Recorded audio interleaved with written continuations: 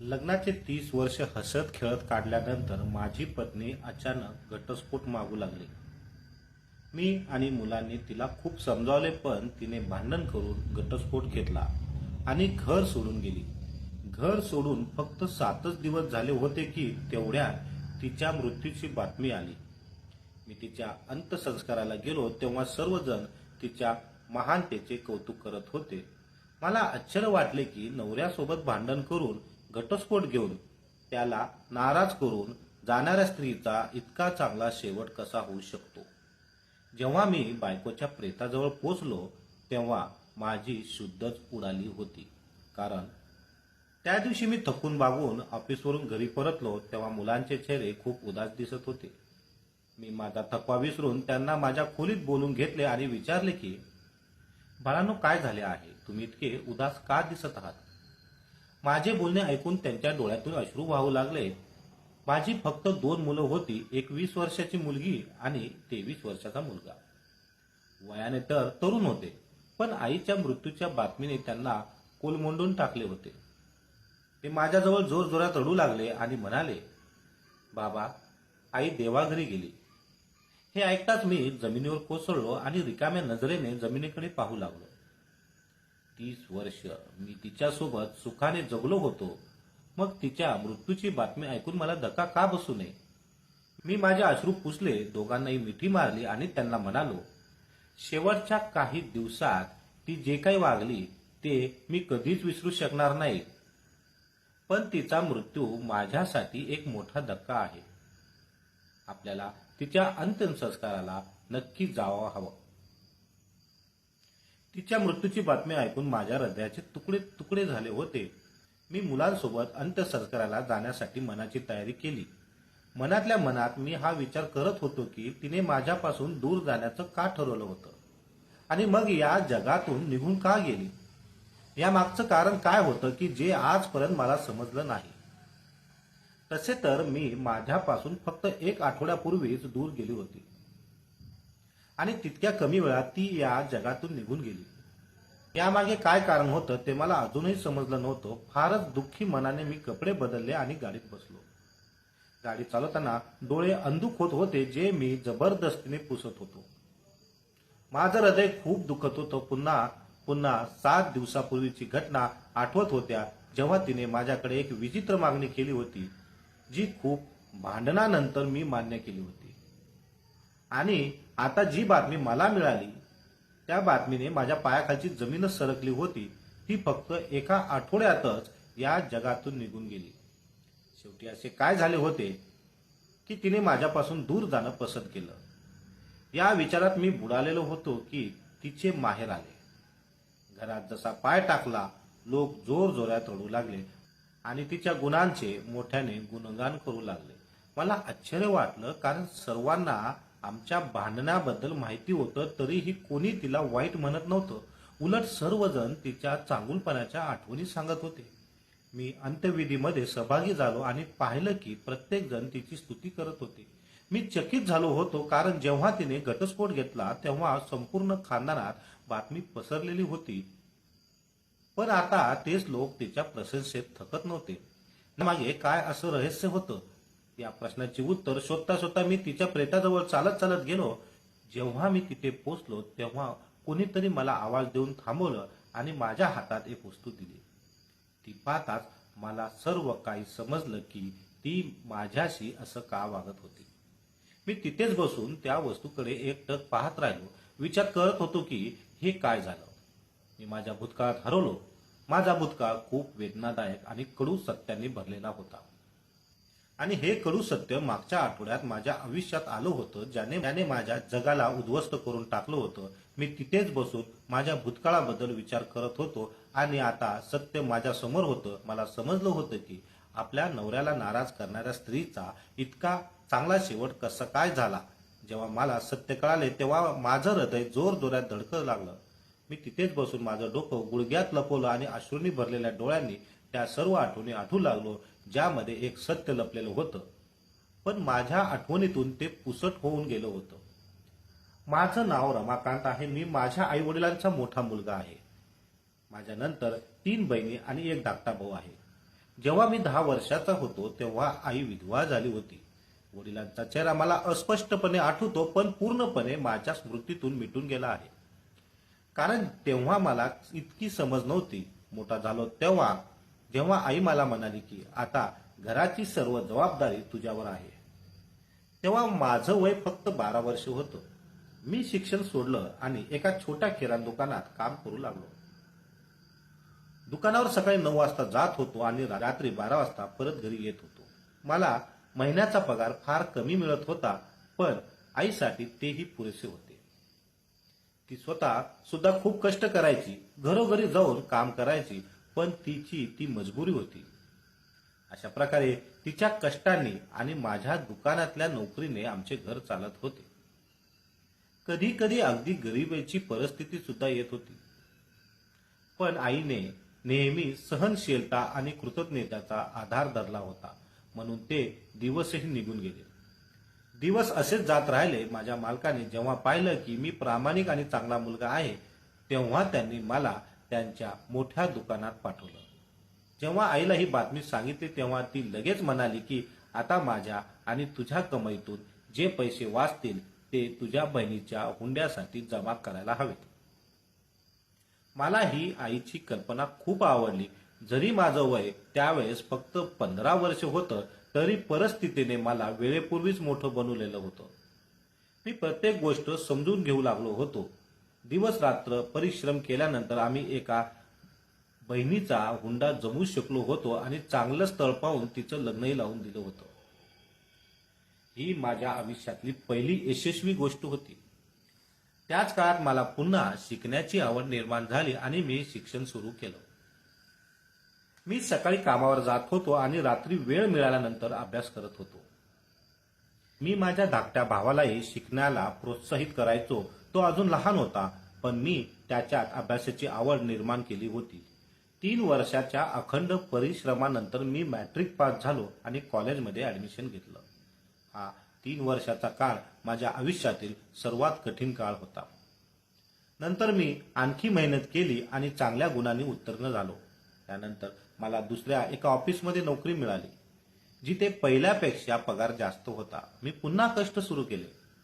त्याच काळात माझ्या दुसऱ्या बहिणीचं लग्न ठरलं आणि मी तिचं लग्न लावून देण्यात इतका सक्षम झालो होतो. अशा प्रकारे दुसऱ्या बहिणीचंही लग्न झालं.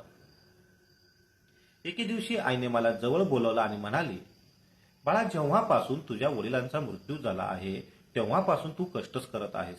तू तुझ्या दोन्ही बहिणीची लग्न केलीस. आता माझी इच्छा आहे की तुझं लग्न व्हावे. मला तुझं लग्न करायचं आहे. आईचे बोलणे ऐकून मी तिचा हात हातात धरला आणि माझ्या डोळ्यांना लावला आणि म्हटलं, आई, आधी मी माझ्या आणखी एका बहिणीचं लग्न करतो, मग मी माझ्याबद्दल विचार करतो. कोणाला माहिती येणार दिवस कसे असतील. जर माझ्या बायकोने माझे मन बदलले तर तू काय करशील? मी थट्टा मस्करीत म्हणालो होतो तेव्हा आई म्हणाली, मला माझ्या मुलांवर पूर्ण विश्वास आहे. तो असलं काही करणार नाही. तिचे बोलणे ऐकून मी हसलो. दिवसामागून दिवस जात होते. 2 वर्षानंतर माझ्या धाकट्या बहिणीचंही लग्न झालं. आता आई म्हणाली, आता तू तुझ्या जबाबदाऱ्यांमधून मोकळा झाला आहेस. आता मी तुझ्यासाठी बायको शोधेन. त्यावेळी माझं वय 27 वर्ष होतं. आईने माझ्यासाठी मुलगी शोधायला सुरुवात केली आणि अशा प्रकारे रुपाली माझ्या आयुष्यात आली. रुपालीच्या येण्याने माझं जीवन पूर्णपणे बदललं. मी तिच्यावर खूप प्रेम करू लागलो. ती स्वतःही प्रेमळ आणि इतरांच्या हृदयात जागा करून घेणारी मुलगी होती. तिने येताच घराची सर्व जबाबदारी स्वीकारली आणि आईला आराम देऊ लागली. आधी आई माझ्यासोबत काम करायची, पण आता तिचं वय झालं होतं म्हणून तिने आराम करण्यास प्राधान्य दिलं. यात माझ्या पत्नीने मला संपूर्ण साथ दिली. ती शिकलेली होती आणि प्रत्येक काम कुशलतेने हाताळायची. मी सुद्धा निश्चिंत होऊन घर रुपालीच्या हवाली करून कामावर जात असे. आता आई आराम करायची. माझा एक धाकटा भाऊ होता जो त्यावेळी शिकत होता. त्याच्या शिक्षणाचा खर्च मी उचलत होतो. रुपाली खरोखरच सहनशीलता आणि धीराचं उदाहरण देत होती. तिच्या आगमनाने माझं आयुष्य बदलून गेलं होतं. लग्नानंतर फक्त 3 महिन्यानंतरच अचानक माझ्यावर भ्रष्टाचाराचा आरोप झाला आणि मला चांगल्या नोकरीतून हात धुवावा लागला. मी पुन्हा शून्यावर आलो आणि तुटून गेलो होतो. पण माझी पत्नी होती जी माझ्या खांद्याला हात ठेवून म्हणाली की जबाबदाऱ्या या वाटून घ्यायच्या असतात आणि जबाबदाऱ्या वाटून घेण्यासाठी माझा खांदा तर आहे. मला शिवणकामाचं चांगलंच कौशल्य आहे. आपण दोघे मिळून घर चालू. आईला मी आधी विश्रांती दिली होती म्हणून तिच्याकडून आता मदत मागणं योग्य नव्हतं. भाऊ लहान होता आणि शिकत होता. अशा वेळी रुपालीने मला साथ दिली आणि माझी हिंमत वाढवली. ती सकाळी सकाळी लवकर उठायची, घरकाम करायची आणि दुपारी शिवणकाम करायची. मला दुसरी नोकरी मिळाली होती पण पहिल्या नोकरीपेक्षा पगार फार कमी होता. अडचणी तर आल्याच होत्या. पण रुपालीच्या धीराने, प्रेमाने आणि साथाने मी या कठीण परिस्थितीतून बाहेर पडू शकलो. 2.5-3 वर्ष हाच क्रम चालू होता आणि आम्ही हेही विसरून गेलो की देवाने आतापर्यंत आम्हाला संततीपासून दूर ठेवले आहे. 3 वर्षानंतर अचानक वडिलांचा एक जुना मित्र भेटला. त्यांनी आम्हाला पाहिलं आणि मिठी मारली. तो म्हणाला की तू लहान असताना तुझ्या वडिलांनी माझ्याकडून एक वचन घेतलं होतं की मी तुला माझ्या ऑफिसमध्ये नोकरी दे आणि मी त्याला होकार दिला होता. आता ते वचन पूर्ण करण्याची वेळ आली आहे. त्यांनी मला एका पत्त्यावर बोलवलं. मी ताबडतोब तेथे पोचलो. तेथे माझं खूप छान स्वागत झालं आणि मला असं वाटलं की मी माझ्याच कंपनीत आलो आहे. वडिलांचा मित्र सुभाष काकांनी मला त्यांच्या कंपनीत मॅनेजर पदावर ठेवलं आणि सर्व काम समजावून सांगितलं. माझं शिक्षण सुद्धा चालू होतं म्हणून त्यांनी मला उत्तम पद दिलं. त्याच वर्षी रुपालीने मला आई होण्याची सुवर्णता सांगितली. मी आनंदात उडी मारली आणि तिचे हात डोळ्यांना लावले आणि म्हणालो, आता तुला शिवणकाम करण्याची गरज नाही, कारण देवाने येणाऱ्या बाळाचा उदरनिर्वाह आधीच माझ्यावर सोपवला आहे. त्यावेळेस लहान भावाचेही लग्न झाले आणि तो परदेशात त्याच्या पत्नीला घेऊन गेला. 9 महिन्यानंतर आमच्या घरी पहिल्यांदा मुलाचा जन्म झाला. मी अत्यंत आनंदित होतो. आईनेही आपल्या नातवाला कुशीत घेऊन प्रेम केलं. आमचं कुटुंब एक आदर्श बनलं होतं. आता आई वृद्ध झाली होती आणि तिच्या गुडघ्यात दुखू लागलं होतं. तर रुपाली उत्साहाने तिची सेवा करायची. मला तिची ही सवय सर्वात जास्त आवडायची. कधी कधी मी तिच्या समोर आईला म्हणायचो, आई तुझी किंवा माझी कोणतीही इतकी पुण्याई देवाला आवडली की त्याने रुपाली सारखी सून आणि मला तिच्यासारखी पत्नी दिली. आई, देवाने माझ्यावर खूप मोठे उपकार केले आहेत जे मी कधीच फेडू शकणार नाही. रुपालीने माझी साथ तेव्हा दिली जेव्हा मला वाटत होतं की मी पूर्णपणे कोसळलो आहे. जेव्हा मला वाटलं की आता कोणीही माझा आधार नाही, तिने चांगल्या वाईट प्रत्येक काळात माझी साथ दिली आणि मला योग्य अयोग्य ओळखण्यास मदत केली. माझ्या मुलांचं संगोपनही आदर्श होतं. तिचे गुण गायला बसलो तर कधी संपणार नाही. ती खरोखरीच एक उत्तम गृहिणी ठरली. माझ्या आयुष्यात तिच्यासारखी दुसरी कोणी असूच शकत नाही. जेव्हा डॉक्टरांनी आईला पूर्ण बेड रेस्ट सांगितला तेव्हा रुपालीने सर्व जबाबदाऱ्या स्वीकारल्या. मी तिला म्हणायचो की तुझ्या मदतीसाठी मी एक नर्स ठेवतो, पण तिने ताबडतोब नकार दिला आणि म्हणाली की घरातील वृद्धांवर आजार झाला तर त्यांना इतरांच्या हवाली करू नये. उलट ही एक सेवेची संधी असते जी पूर्णपणे निभावली पाहिजे. ही ईश्वराची देणगी आहे ज्याच्या पायाखाली स्वर्ग आहे. तिचं हे बोलणं ऐकून मला तिच्यावर खूप प्रेम यायचं. या काळात तिला दुसऱ्यांदा आई होण्याचा आनंद मिळाला, पण तिने हा आनंद बाजूला ठेवून माझ्या आईची खूप सेवा केली. आईने आपल्या अंतिम क्षणी तिला खूप आशीर्वाद दिले आणि म्हटलं की तू तुझ्या सद्गुणाने या घराला स्वर्ग बनवलंय. देव तुला स्वर्गात जागा देव आणि तुझे स्वागत करो. या आशीर्वादावर मी कधीही हसून आईला म्हणायचो, आई तू आत्तापासूनच माझ्या बायकोला मरण्याचे आशीर्वाद देत आहेस. तेव्हा रुपाली मला टोकायची आणि म्हणायची, असं बोलू नका. वृद्धांच्या आशीर्वादात खूप रहस्य दडलेली असतात. जर त्यांचा आशीर्वाद मला लागला तर माझ्या जीवनाचं सोनं होईल. आईचं मन तिच्याकडे लागलं होतं आणि त्या अंतिम काळात बहुतेक वेळ तिच्या जवळ बसून रुपाली गप्पा मारायची. मी मुलगा असूनही जितकी सेवा करू शकलो नाही तितकी एक सून म्हणून रुपालीने सेवा केली होती. आईच्या मृत्यूनंतर सर्वात जास्त रडणारी तीच होती आणि सर्वात जास्त धक्काही तिलाच बसला होता, कारण आईची तिला सवय झाली होती. मला सुद्धा माझ्या आईबरोबर राहण्याची आणि तिच्याशी बोलण्याची सवय होती. पण आता अचानक तिचं या जगातून निघून जाणं हा माझ्यासाठी खूप मोठा धक्का होता. घरात पूर्ण शांतता पसरली. माझी पत्नीही बहुतेक वेळ शांत आणि गंभीर राहू लागली होती. मी तिला धीर आणि दिलासा दिला आणि सांगितलं की सर्व काही ठीक होईल. आईच्या मृत्यूचा तिच्यावरही खोल परिणाम झाला होता. याच काळात आमच्या घरी दुसऱ्या मुलाचा जन्म झाला, माझी मुलगी. आमच्या मुलीच्या आगमनाने तिचं लक्ष मुलीकडे राहू लागलं आणि मी याचंच आभार मानलं. नाहीतर आईच्या जाण्याने रुपाली नेहमीच उदास राहायची. तिला अशी शांत पाहून मला स्वतःला आतून लाज वाटायची.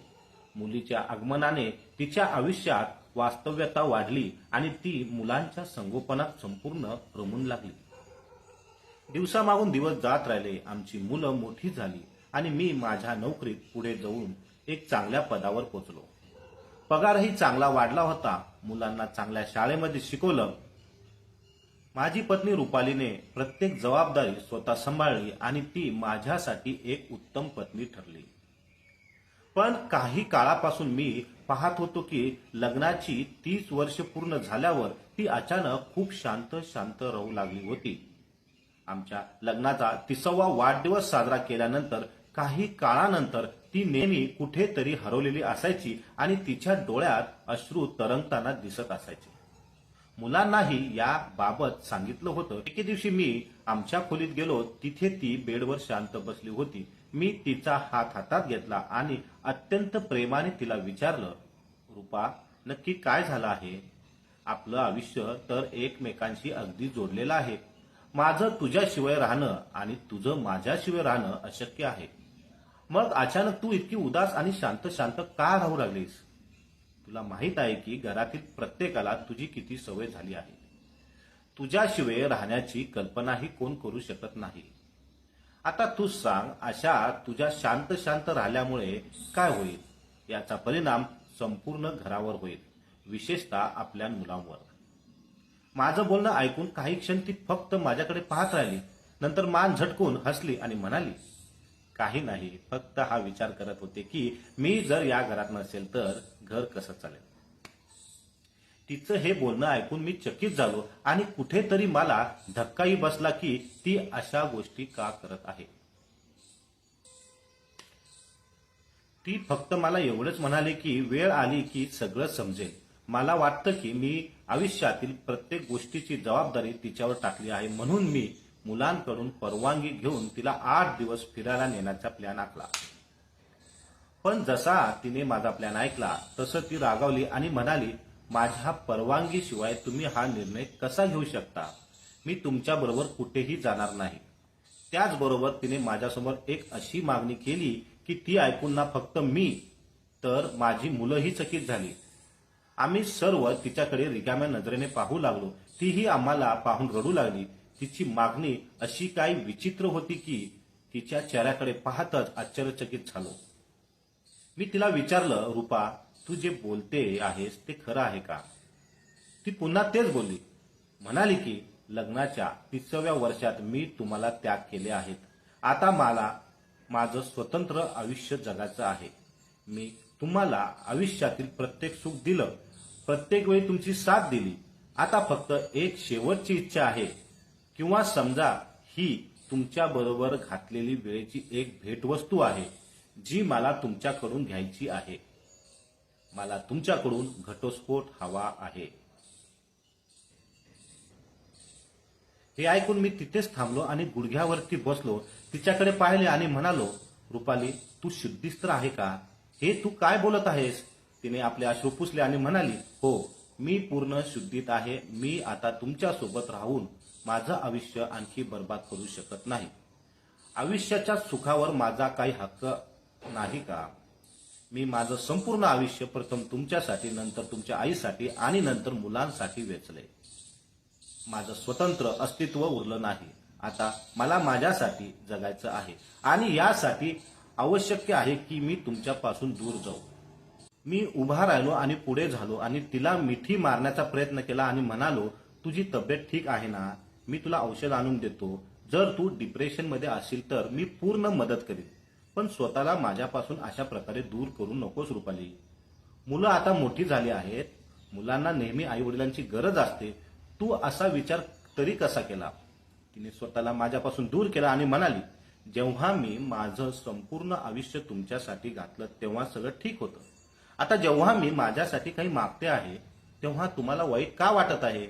माझ्या त्यागाचा हा बदला मिळाला आहे का? 3 दिवस ती माझ्याकडे वारंवार हीच मागणी करत राहिली आणि ती त्या 3 दिवसात स्वतःला जणू निखाऱ्यावर चालते असं अनुभव होते. मला समजत नव्हतं की ती असं का करत आहे. तिला कारण विचारलं तर ती म्हणाली, फक्त माझ्या आणि देवाच्यात आहे. मी इथे राहू इच्छित नाही, मग तुम्ही मला काय बळजबरी करत आहात? मी तिला जगाचे भय दाखवले, समाजात लोक काय बोलतील हे सुद्धा सांगितलं. मी म्हणालो की विचार कर रुपाली, लोक काय म्हणतील. लग्नाच्या 30 वर्षानंतर घटस्फोटाचं काय कारण असू शकतं? लोक तुझ्या चरित्रावर बोट उठवतील. जर माझ्याबद्दल तुला काही तक्रार असेल तर मला सांग, मी ती दूर करेन, पण अशा प्रकारे मलापासून दूर होऊ नकोस. तिचे अशा प्रकारचे बोलणे ऐकून माझा मेंदू तर सुन्न झाला होता. जर मी त्यावेळी नीट लक्ष दिलं असतं तर मला समजलं असतं की ती पूर्वीपेक्षा खूपच कमकुवत झाली होती. तिच्या डोळ्याखाली खोल काळी वर्तुळ पडली होती. ती नेहमी डोक्यावर पदर घेऊन राहत असे आणि माहीत नाही का दिवसेंदिवस अशक्त होत चालली होती. जर मी तिच्या शब्दापेक्षा तिच्या परिस्थितीकडे लक्ष दिलं असतं तर कदाचित मला अंदाज आला असता. माझ्या मुलांचेही याकडे लक्ष वेधले होते, पण मी फक्त तिला रोखण्याचा प्रयत्न करत राहिलो. मी तिला थांबवण्यासाठी शक्य तेवढी प्रयत्न करत राहिलो, इतकं की तिच्या पाया पडलो, पण तिने हे बोलून मला मागे हटवलं. हे माझं आयुष्य आहे आणि मीच त्याचा निर्णय घेणार. आता मी कुणाच्या भावनिक ब्लॅकमेलमध्ये येणार नाही. मी तेच करेन जे माझं मन इच्छित आहे. तुमच्याकडे फक्त 2 दिवस आहेत. जर या 2 दिवसात तुम्ही मला घटस्फोट दिला नाही तर मी स्वतः कोर्टात जाईल. तिचे हे शब्द ऐकतात असं वाटलं की कोणीतरी माझी आत्मा चोरून नेली आहे. मी 2 दिवसात तिला घटस्फोट दिला. ती शांतपणे आपले सामान बांधून निघून गेली. मी फक्त तिला जाताना बघत राहिलो आणि काहीच करू शकलो नाही. फक्त डोळ्यातून अश्रू पडत राहिले. मुलं सुद्धा मला मिठी मारून खूप रडत म्हणाली, पप्पा तुम्ही हे काय केलं? मम्मीला स्वतःपासून दूर का केलं? तुम्ही असं नव्हतं करायला हवं होतं. मुलं खूप अस्वस्थ झाली होती. 3 दिवसानंतर ती पुन्हा आपल्या अभ्यासात रमली.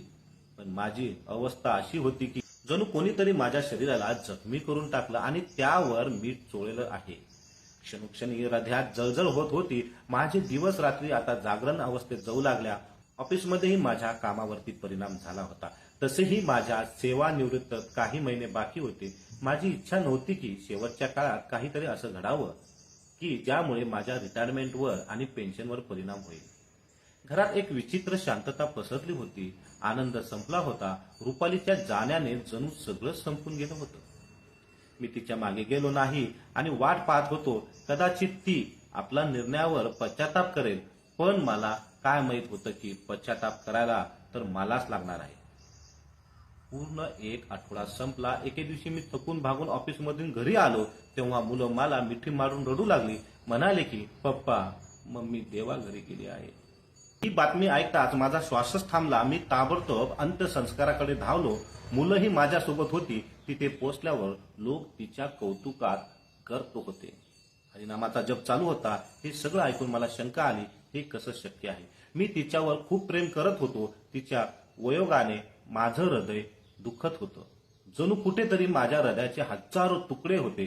पण माझ्या मनात ही शंका होती की ती एक पतीला घटस्फोट देऊन नाराज करणाऱ्या आणि पत्नीची अवहेलना करणाऱ्या स्त्रीचं लोक इतकं कौतुक का करत आहेत? अचानक मी रुपालीचं शेवटचं दर्शन घेण्यासाठी पाऊल टाकलं. तेवढ्यात तिच्या वहिनीने माझ्या हातात एक कागद ठेवला. माझी नजर रुपालीच्या चेहऱ्यावर पडली. तो पूर्णपणे प्रकाशाने चमकत होता. तिच्या चेहऱ्यावर खूप चमकदार आणि शांतता दिसत होती.